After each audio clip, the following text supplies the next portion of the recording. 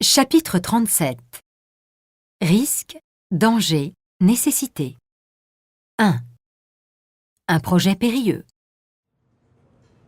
Avant de nous lancer dans ce projet, nous devons tout d'abord évaluer les risques encourus. Et prendre toutes les précautions nécessaires afin de mener à bien cette tâche.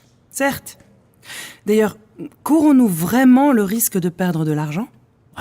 Il n'est pas exclu d'y laisser des plumes. Mais j'ai bon espoir que nous obtenions des fonds de plusieurs sponsors. Cela nous permettrait de parer à toute éventualité. Oui. Beaucoup misent sur l'investissement de l'entreprise Bémol qui semble intéressée. Vous avez tâté le terrain auprès de leurs représentants ? Oui, mais j'y suis allé sur la pointe des pieds, en jouant sur la solidarité et le prestige. J'ai tenté de les convaincre que le jeu en valait la chandelle. 2. Des tensions. Je m'attends à une forte hostilité de la part de Monsieur Frémaux.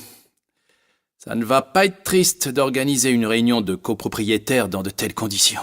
Vous avez raison. S'il se met en travers du chemin, ça risque de mal tourner. Il nous racontera tous ses déboires avec la plomberie et ne pourra pas s'empêcher de s'en prendre à Monsieur Vanier. Ça va être la croix et la bannière de parvenir à calmer le jeu. Depuis le début, cet homme nous donne du fil à retordre. À chaque réunion, on parie sur le fait qu'il sera absent, et il est toujours présent. 3. Une épreuve de force.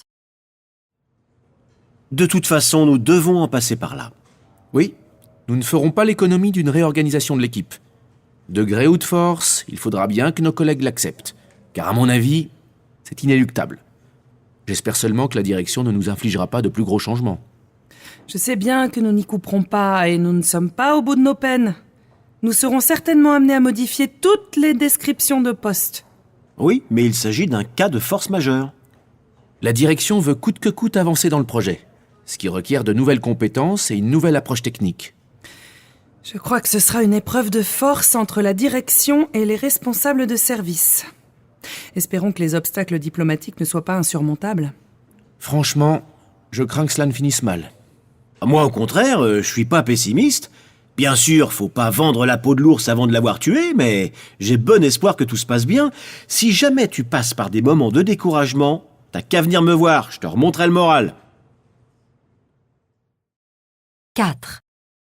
Le secret professionnel. Êtes-vous tenu au secret professionnel ? Oui, bien sûr. Mais par la force des choses, il arrive que des informations filtrent, ce qui est regrettable. Parfois, je suis sollicitée pour me prononcer sur tel ou tel cas en public. Cela reste limité et je cherche par tous les moyens à éviter ces situations.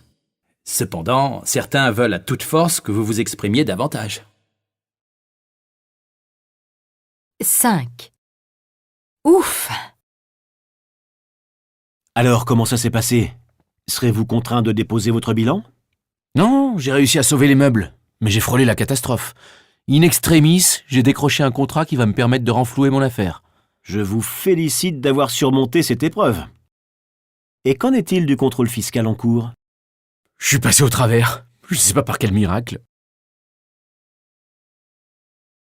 6. On l'a échappé belle.